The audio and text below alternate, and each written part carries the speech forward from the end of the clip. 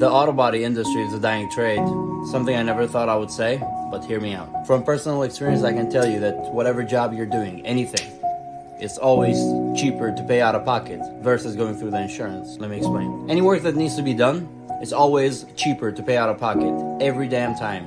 Except when you get to auto body. Dental work, health and medicine, plumbing, even construction. Anything that needs to be done through the insurance companies is always, the estimate is always more every damn time. Except when you get to auto body. The auto body rate is not going up. It's not moving. And what makes it worse, when you get a customer pay job, the writer or the shop just writes them a cheaper estimates, cutting down the repair time, which comes mostly out of the technician's pocket. And what even makes it worse than worse, the mechanical rate is double or sometimes triple the body rate. Most of the mechanics now, they're only replacing parts. For us, body technicians, nothing really tells you how to repair a specific dent. This all has to come from your brain and experience. So I really don't get how mechanics are making more than body technicians. Anyway, if you want to get into the automotive industry, I highly suggest to go as a mechanic. That's what I studied. That's why my name is Metal Mechanic, by the way. So if you want to get into the auto industry, get into don't get into bodywork.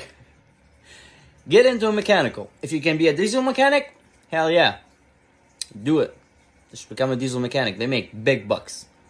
But if you want to go into bodywork, unless you're going into custom work, you know, a custom shop where you deal just with custom cars, and unless they decide their own rates and they're not controlled by the insurance company, by all means. That's why the auto body industry is a dying trade, especially the collision section. It's your guy, Ahmad, Metal Mechanic. Yeah, I know, mechanic and does body work. A couple of bad decisions, but I'm gonna fix them. Have a good day.